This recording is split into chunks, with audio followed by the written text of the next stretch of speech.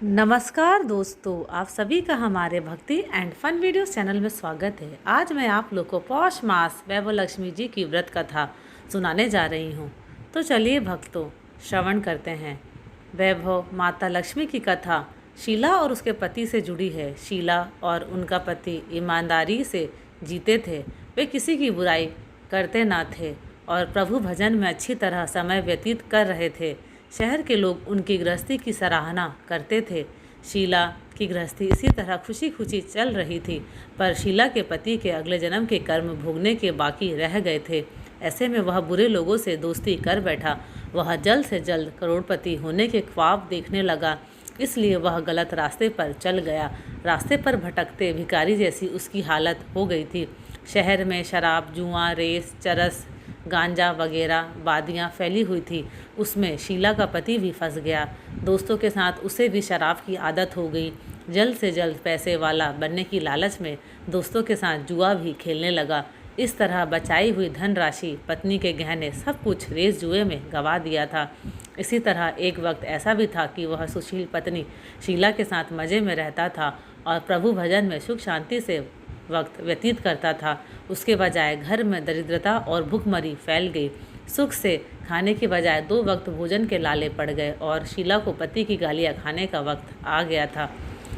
शीला सुशील और संस्कारी स्त्री थी। उसको पति के बर्ताव से बहुत दुख हुआ, किंतु वह भगवान पर भरोसा करके बड़ा दिल रखकर दुख सहने लगी। कहा जाता है कि सुख के पीछे दुख और दुख के पीछे सुख आता ही है, इसलिए दुख के बाद सुख आएगा ही। ऐसी श्रद्धा के साथ शीला प्रभु भक्ति में लीन रहने लगी। इस तरह शीला असह्य दुख सहते सहते प्रभु भक्ति में वक्त बिताने लगी। अचानक एक दिन दोपहर को उनके द्वार पर किसी ने दस्तक दी। शीला सोच में पड़ गई कि मुझ जैसे गरीब के घर इस वक्त कौन आया होगा।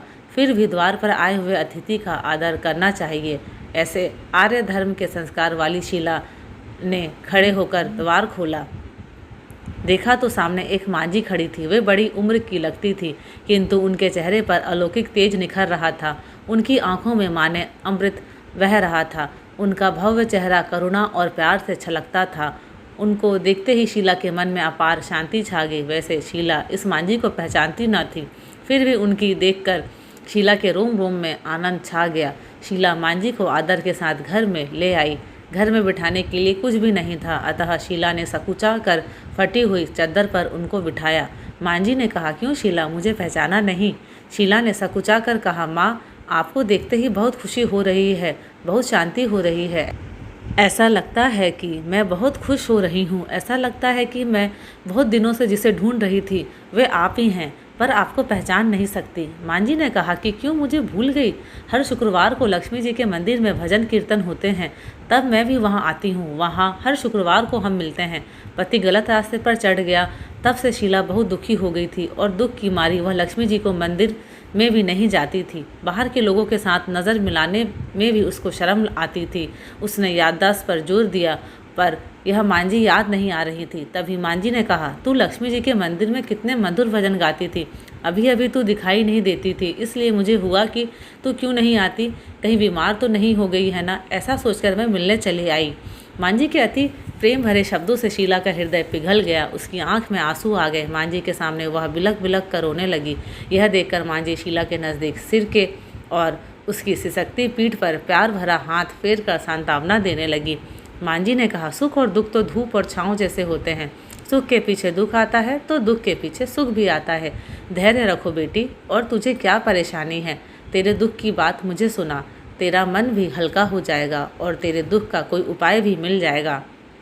मांझी की बात सुनकर शीला के मन को शांति मिली।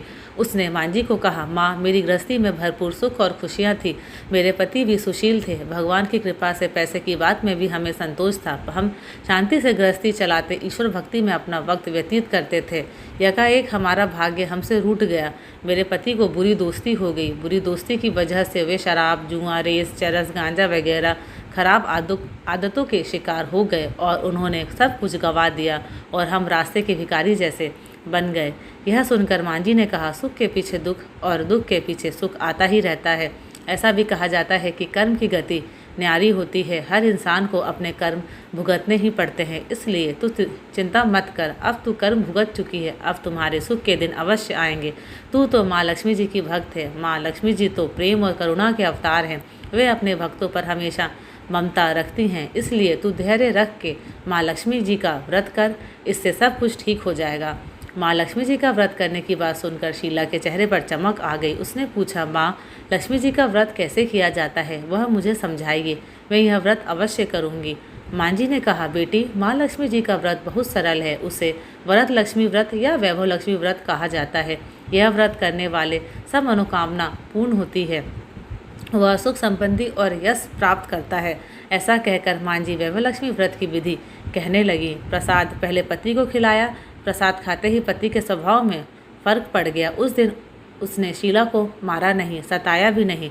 शीला को बहुत आनंद हुआ। उनके मन में वैभव लक्ष्मी व्रत के लिए श्रद्धा बढ़ गई। शीला ने पूर्ण श्रद्धा भक्ति से 20 शुक्रवार तक वैभव लक्ष्मी व्रत किया। 21वें शुक्रवार को माँ जी के कहे मुताबिक उद्यापन विधि करके 7 स्त्रियों को वैभव लक्ष्मी व्रत की 7 पुस्तकें उपहार में दी। फिर माता जी के धन लक्ष्मी स्वरूप की छवि को वंदन करके भाव से मन ही मन प्रार्थना करने लगी। हे माँ धन लक्ष्मी, मैंने आपका वैभव लक्ष्मी व्रत करने की मन्नत मानी थी, वह व्रत आज पूर्ण हुआ है। हे माँ, मेरी हर विपत्ति दूर करो, हमारा सबका कल्याण करो। जिसे संतान न हो उसे संतान देना, सौभाग्यवती स्त्रियों का सौभाग्य अखंड रखना, कुंवारी लड़कियों को मन भावन पति देना। आपका यह चमत्कारी वैभव लक्ष्मी व्रत करे, उनकी सब विपत्ति दूर करना, सबको सुखी करना। हे माँ, आपकी महिमा अपार है। ऐसा बोलकर लक्ष्मी जी के धन लक्ष्मी स्वरूप की छवि को प्रणाम किया। इस तरह शास्त्रीय विधि पूर्वक शीला ने श्रद्धा से व्रत किया और तुरंत ही उसे फल मिला। उसका पति गलत रास्ते पर चला गया था, वह अच्छा आदमी हो गया और कड़ी मेहनत करके व्यवसाय करने लगा। माँ वैभव लक्ष्मी जी की कृपा से शीला के घर में धन की बाढ़ आ गई।